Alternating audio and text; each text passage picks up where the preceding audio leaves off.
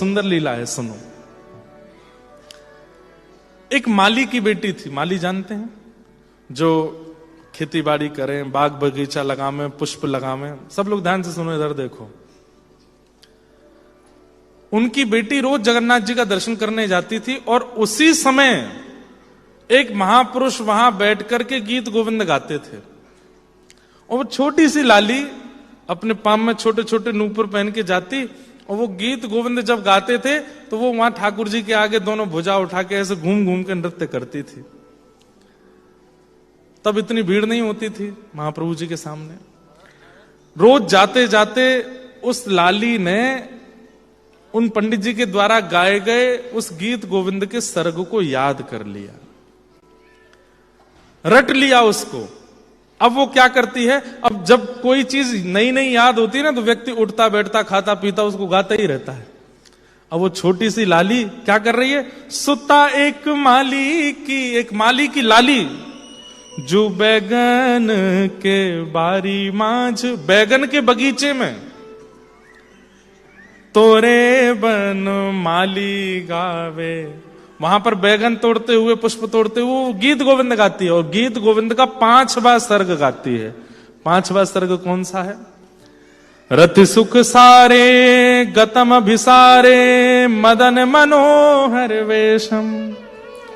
मुझे बहुत प्रिय है ये, जैसे श्रत कमला कुछ बहुत प्रिय है, ऐसे ये भी बहुत प्रिय है। भोपाली।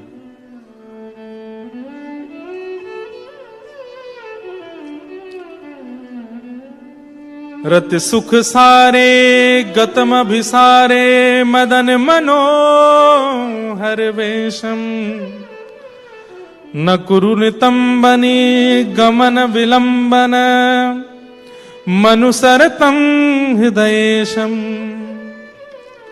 धीर समीरे यमुना तीर, बसती बने बनमाली।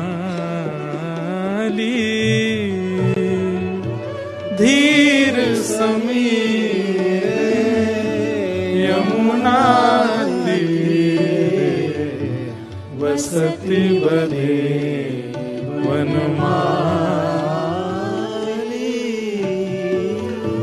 धीर समी संस्कृत में है, लेकिन आप लोग, हमारे शास्त्रों में एक श्लोक कहा जाता है, जानाति विविधा भाषा जानाति विविधा कला, आत्मा नैव न जानाति यो न जानाति संस्कृतम।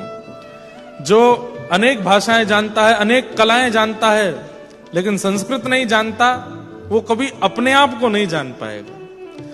आप लोग भले ही संस्कृत बोल नहीं पाते, समझ नहीं पाते, लेकिन आपकी आत्मा समझती है, क्योंकि वो देव भाषा जानती है। इसलिए भले ही गा नहीं पाएंगे आप, लेकिन सुनिए और शब्द सुनने का प्रयास कीजिए, थोड़ा अर्थ समझ में आएगा। गीत गोविंद का 5वां सर्ग। हे धीर समीरे यमुना तीर, बसती बने वनमाली। धीर समीरे यमुना तीर, बसती बने वनमाली।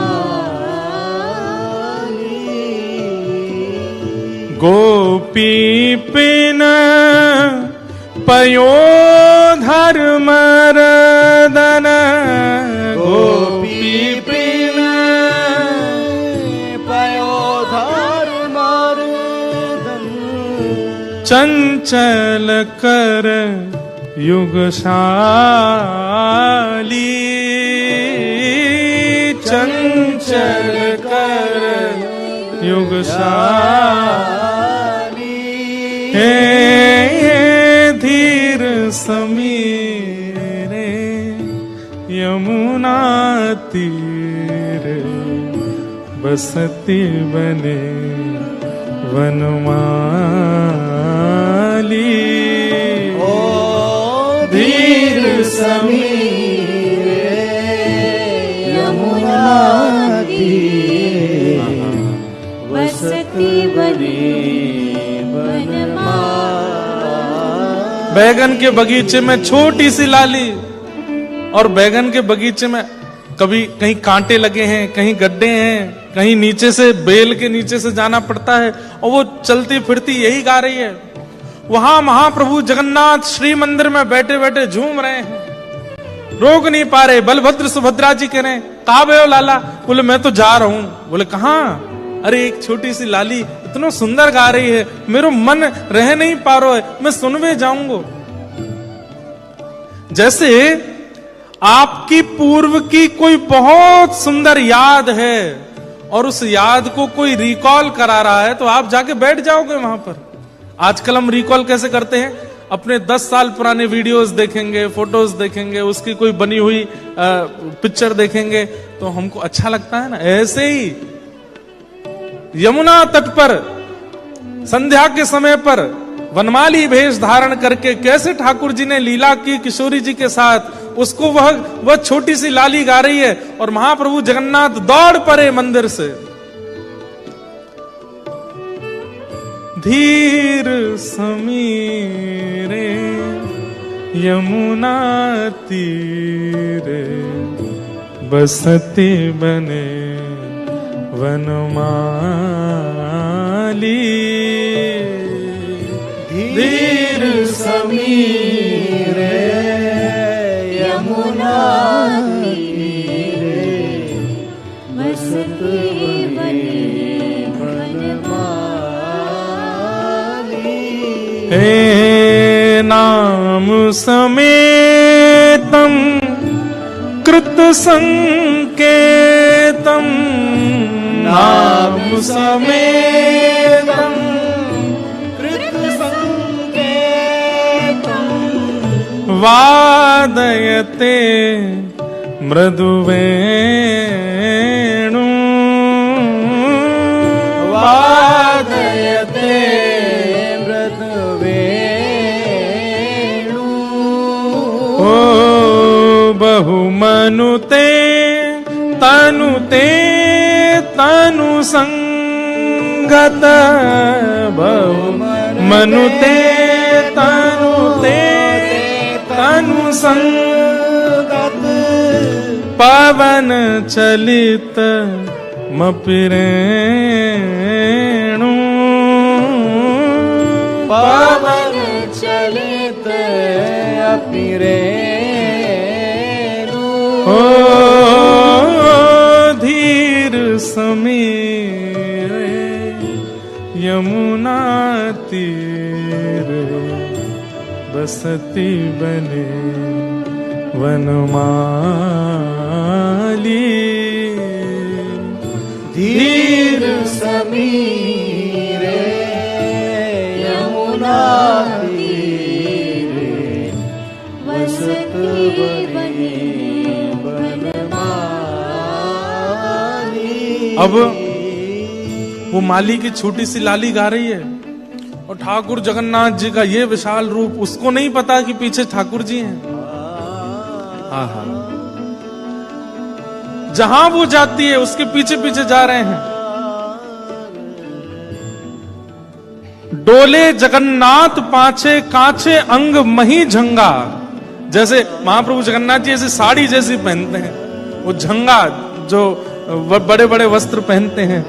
डोले जगन्नाथ पाछे काछे अंग मही झंगा, आछे कही घूमे सुधी आवे विरहाच की। जैसे कोई थोड़ी पर हाथ लगा करके सुनता है, ऐसे महाप्रभु जी उसको सुन रहे हैं। वो छोटी सी लाली कहीं बेल होती है, कहीं ऐसे जा रहे हैं, वहां कांटे लगे हैं, उसके नीचे घुस जाती है, तो महाप्रभु जगन्नाथ भी उसके पीछे पीछे जा रहे हैं और उसके सुंदर भाव को सुन रहे हैं। इतने में ही मंदिर के घंटे घड़ियाल बजने लगे। महाप्रभु जगन्नाथ जी दौड़ करके वापस मंदिर में आए। जैसे ही पंडा पुजारियों ने द्वार खोल करके देखा तो क्या पाया, महाप्रभु जगन्नाथ जी के वस्त्र फटे हुए हैं, जगह जगह कांटे लगे हुए हैं, ठाकुर जी के श्री अंग पर कीचड़ लगी हुई है और आंखों से दिव्य अश्रुपात हो रहा है। हे धीर समीरे यमुना तीरे बसती बने वनमाली। धीर समीरे यमुना तीरे वसती बने वनमाली। अर्थ हैं बहुत सुंदर। नाम समेतम कृत संकेतम। ठाकुर जी अपनी वेणु को जब बजा रहे हैं तो उस वेणु पर जिस गोपी से मिलना है उसका नाम गा रहे हैं, और उस गोपी को सुनाई दे रहा है कि ठाकुर जी मुझे बुला रहे हैं। वो गोपी कोई और नहीं है, श्री किशोरी जी हैं। इतने में ही किशोरी जी कैसे बताएं कि मैं कहां विराज रही हूं, तो आहा, बहु मनुते तनुते तनु संगत पवन चलती मपि रेणुम। अब ठाकुर जी ढूंढ रहे हैं किशोरी जी कहां हैं। अब किशोरी जी कैसे बताऊं कि मैं यहां हैं। अब संकोच भी तो, प्रेम में संकोच होता है ना।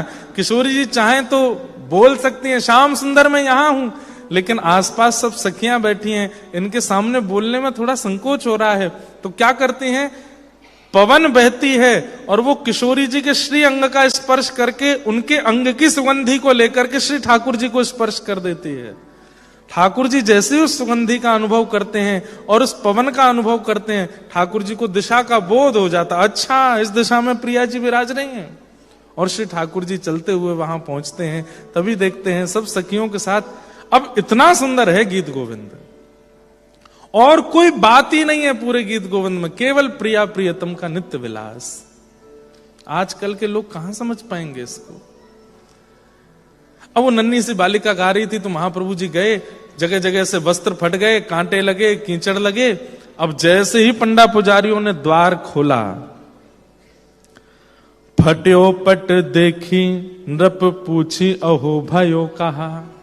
फटे हुए वस्त्र देख करके सब, अरे महाप्रभु जगन्नाथ क्या हुआ, आपके वस्त्र कैसे फट गए और ये कांटे कंकड़ कैसे लग गए आपको।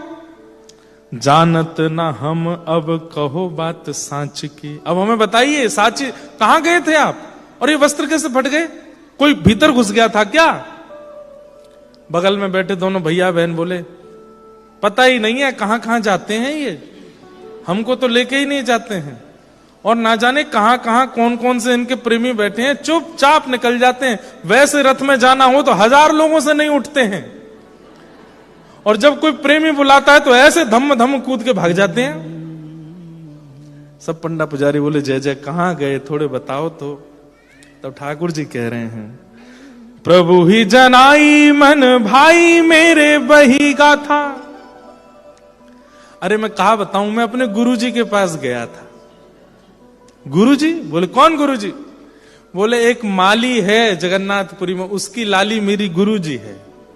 बोले गुरुजी क्यों है? अरे वो गीत गोविंद का 5वां सर्ग मेरे को याद करा रही है, इतनी सुंदर सुंदर लीला सुनाती है, उसको सुनने के लिए मैं गया था। अच्छा कहां गए थे? प्रभु ही जनाई मन भाई मेरे वही गाता। अरे वो तो एक माली की लाली है, बैगन के बगीचे में गा रही थी खड़े होकर के, तो सुनने गया तो बैगन के बेल के भीतर प्रवेश करने में, झाड़ियों में जाने में मेरे को कांटे लग गए, मेरे वस्त्र फट गए। बहुत सुंदर गाती है, ऐसे डोल डोल के गाती है, उसी को सुनने गया था। पंडा पुजारी बोले खुद को बैगन का भोग नहीं लगता, निषेध है, मंदिर में बैगन का भोग नहीं लगता जगन्नाथ जी को, और खुद डोलने चले गए बैगन के बगीचा में। जय जय, चलो आपके वस्त्र ठीक कर दें। ठाकुर जी के वस्त्र आदि सब उचित किए, भोग लेके आए तो ठाकुर जी भोग नहीं लगा। मैं क्या हुआ? बोले कि तुमने घंटे घड़ियाल बजा दिए, 2-3 श्लोक सुन के मुझको भागना पड़ा, मेरे मन में अभी भी वही चल रहा है, मैं भोग प्रसाद नहीं पाऊंगा। बोले कैसे पाएंगे? बोले उसको बुलाओ यहाँ पे, वो छोटी सी लाली को यहाँ लेके आओ और उसको बोलो पूरा सुनाए मुझे बैठ करके। वो जब पूरा सुना देगी उसके बाद मैं भोग पाऊंगा। सब पंडा पुजारी राजा सब सोचने लगे, बताओ बड़े बड़े ब्राह्मण गुरु नहीं बनाए इन्होंने, माली की लाली गुरु बना ले। पालकी भेजी गई, राजशाही पालकी गई है। माली के यहां जैसे ही वो पालकी आई, माली बोला अरे महाराज क्या हुआ? बोले आपकी लाली को महाप्रभु जगन्नाथ बुला रहे हैं। माली तो नाचने लगा, उसकी पत्नी, उसके सब परिवार के लोगों में मानो जैसे ठाकुर जी बुला रहे हैं। और वो छोटी सी लाली उस पालकी में बैठ करके जा रही है। पूरा जगन्नाथपुरी उस लाली के दर्शन करके निहाल हो रहा है, महाप्रभु जगन्नाथ बुला रहे हैं। भीतर प्रवेश होते ही सब पंडा पुजारियों ने दिव्य दिव्य सुगंधित जल से उस लाली को स्नान कराया। स्नान करा करके नई पोशाक पहनाई, बिल्कुल सुंदर उसका श्रृंगार पत्रावली आदि करके जैसे ही महाप्रभु जी के सामने ले गए, महाप्रभु जी के अधर पर ऐसी मधुर मुस्कान और ऐसे झूमने लगे और मानो जैसे कह रहे हो सुनाओ। सामने खड़े होकर के वो लाली गाने लगी, धीर समीरे यमुना तीरे बसती बने वनमाली, धीर समीरे यमुना तीरे बसती बने वनमाली। रचयति शयनं सचकति नयनं, रचयति शयनं सचकित नयनं, पश्यति तव पंथानं, पश्यति तव पंथानं, मुखरमधीरं त्यज मंजीरं, मुखरमधीरं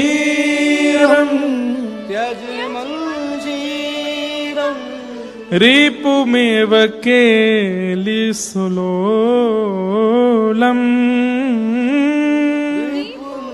केलिसुलोलम्।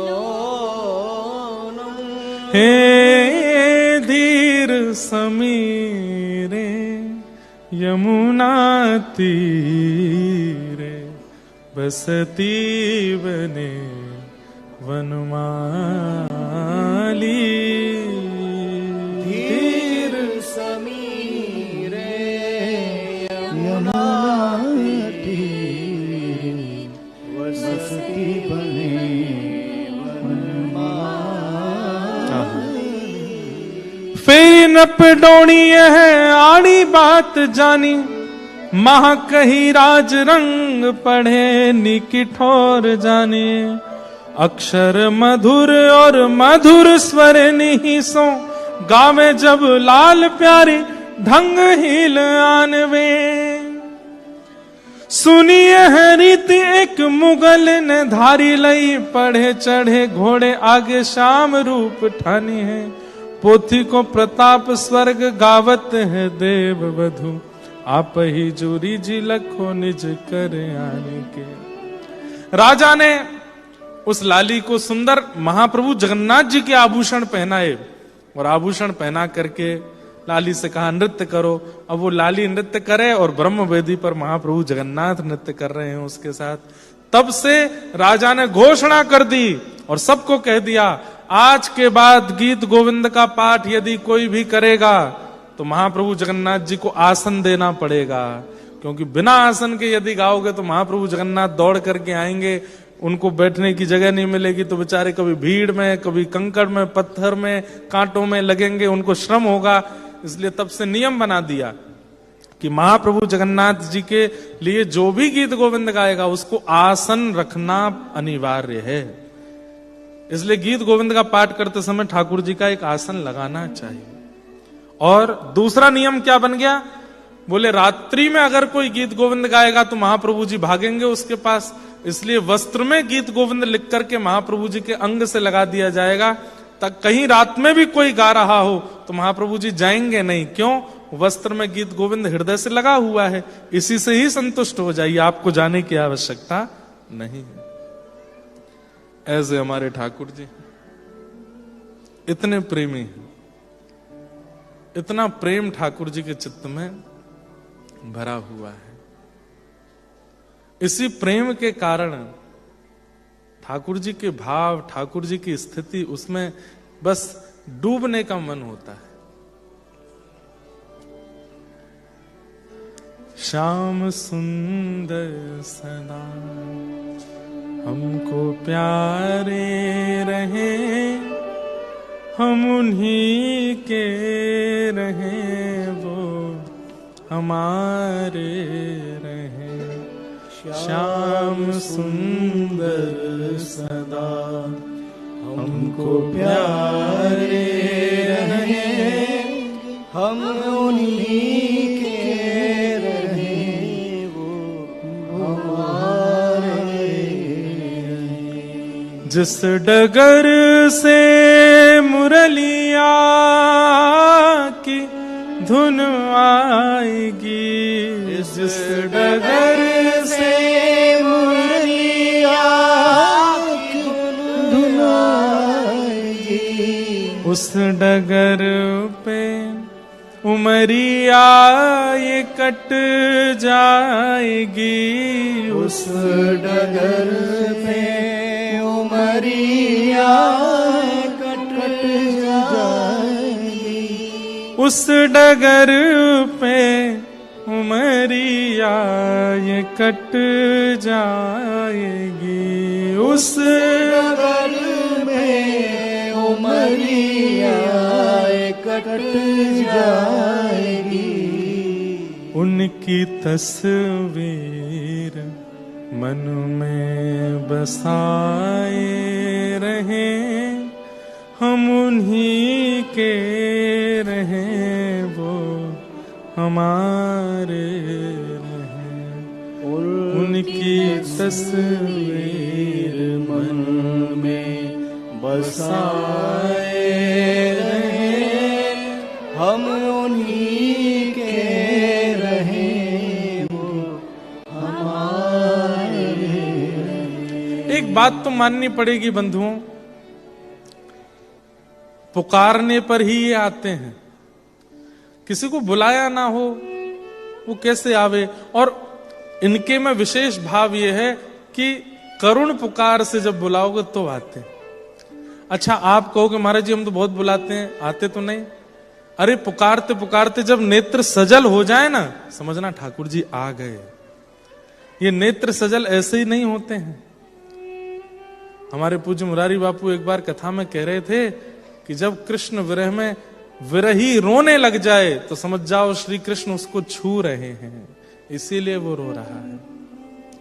आते हैं, कोई करुण भाव से पुकारे तो सही, इनको बुलावे तो सही, ये आते हैं।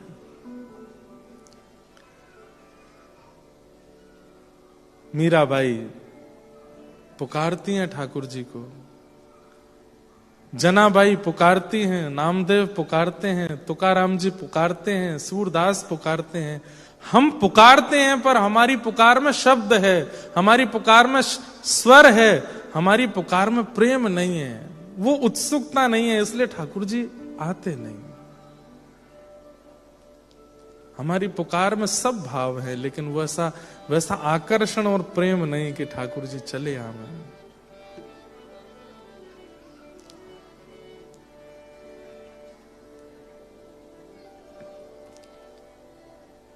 मीराबाई अनेक भावों में ठाकुर जी को बुलाती हैं।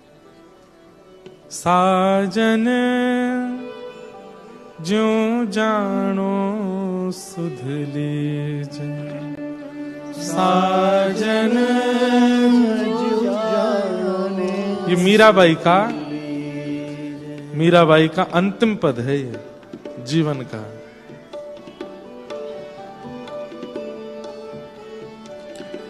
साजन ज्यों जानो सुध लीजे, साजन ज्यों जानो सुध लीजे, साजन ज्यों जानो सुध लीजे, साजन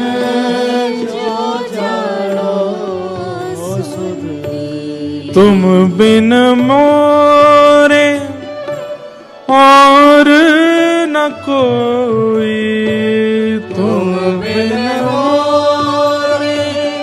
और न कोई हे तुम बिन मोरे और न कोई तुम बिन मोरा और न कोई कृपा रावरी कीजे कृपा रावरी कीजे साजन जो जानो सुध लीजे साजन जो जानो क्या कह रही है मीरा भाई? बाईसा की आयु आधी से अधिक हो चुकी है।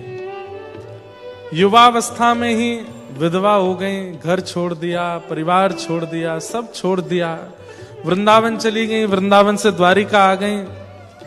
अब बाईसा के जीवन में ऐसी कोई पीड़ा आई कि अब इनको वापस बुलाने आ गए हैं मेवाड़ के लोग।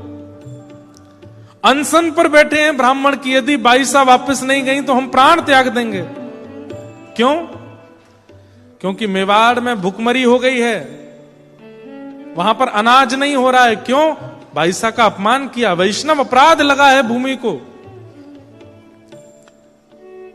अब उस स्थिति में मीराबाई सोच रही है कि मैं वापस नहीं जाना चाहती वहां पर जहां मैं सब छोड़ के आई हूं। कैसे चली जाऊं? ब्राह्मण अनशन में बैठे हैं, बच्चे वहां भूखे मर रहे हैं, लोगों की स्थिति खराब है, सब हाथ जोड़ रहे हैं मीराबाई के आगे आके कि आप कृपा करिए, क्षमा कर दीजिए, दोबारा मेवाड़ चलिए। तब बाईसा कहती है, मैं एक अंतिम बार द्वारिकाधीश से बात करना चाहती हूं, यदि आज उन्होंने उत्तर नहीं दिया तो मैं वापस चल दूंगी। और तब मीराबाई अपने जीवन का अंतिम पद गाती हैं। क्या कह रही हैं? साजन ज्यों जानो सुध लीजो। हे मेरे श्याम सुंदर, आपको जैसे अच्छा लगे मेरी सुध लीजिए। आप चाहते हो कि मैं वापस चली जाऊं, फिर से इस संसार चक्र में पड़ी रहूं, चली जाऊंगी। लेकिन अगर चाहते हो कि मेरा प्रेम स्वच्छंद है तो अब मैंने आज तक जिद नहीं की, पर मैं आज कह रही हूं, अब मुझे स्वीकार करो। तुम बिन मेरे और ना कोई कृपा रावरी कीजिए। मेरी हालत कैसी हो गई है? दिन नहीं भूख, दिन नहीं भूख, रैन नहीं निद्रा, दिन नहीं भूख रैन नहीं निद्रा, यूं तन पल पल छीजे, यूं तन पल पल छीजे।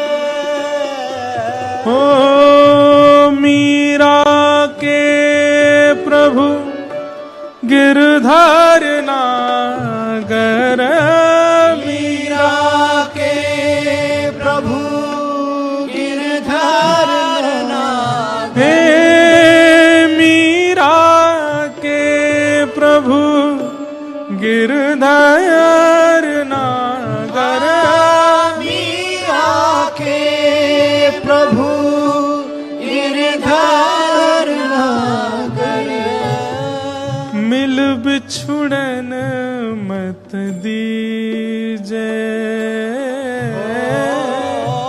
मिल बिछुड़न मत दीजे। हे नाथ, प्यास लगी हो पानी ना मिले तो कष्ट होता है, लेकिन प्यास लगी हो और पानी अधर पर लाकर के दूर कर लिया जाए, वो तो प्राण ले लेता है नाथ।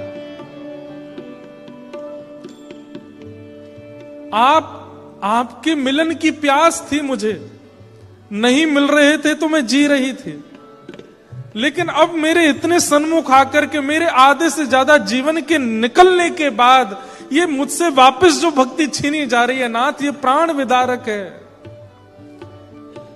मीरा के प्रभु गिरधर नागर, मीरा के प्रभु गिरधर नागर, हे मीरा के प्रभु गिरधर नागर, मीरा के प्रभु गिरधर नागर, मिल बिछुरन मत दीजे, मिल बिछुरन मत दीजे, साजन जो जानो सुध लीजे, साजन जो जानो सुध लीजे, तुम बिन मोरे और न कोई, तुम बिन मोरे और न कोई, कृपा राब री कीजे, कृपा रावरी कीजे, ओ साजन जो जानो सुध लीजे, साजन जो जानो सुध लीजे, ले।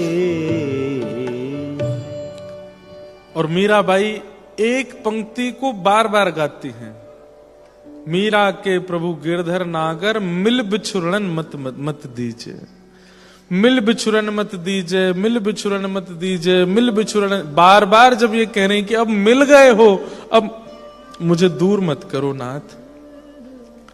आज एक दिव्य तेज प्रकट हुआ, अनेक लोग ठाकुर श्री द्वारिकाधीश जी की मंगला दर्शन करने के लिए आए थे, लेकिन एक ऐसा तेज प्रकट हुआ कि सबकी आंखों के आगे प्रकाश आ गया, सब अपनी आंखें ढकने लगे, और थोड़ी देर में वो प्रकाश शांत हुआ।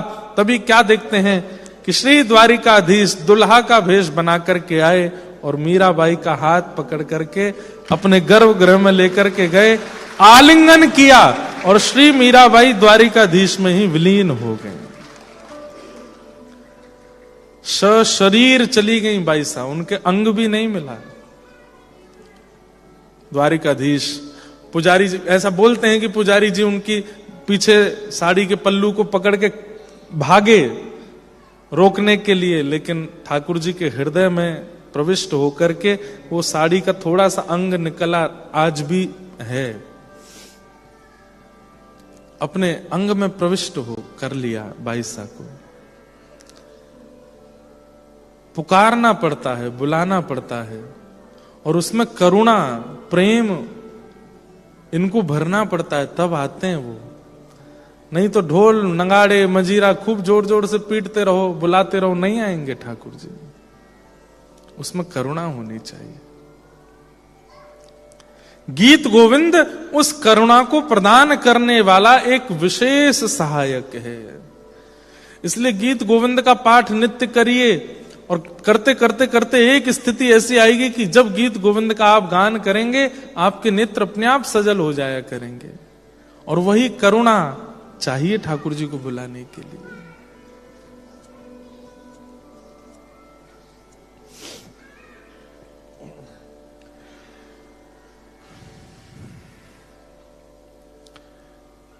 ठाकुर जी इस प्रकार उस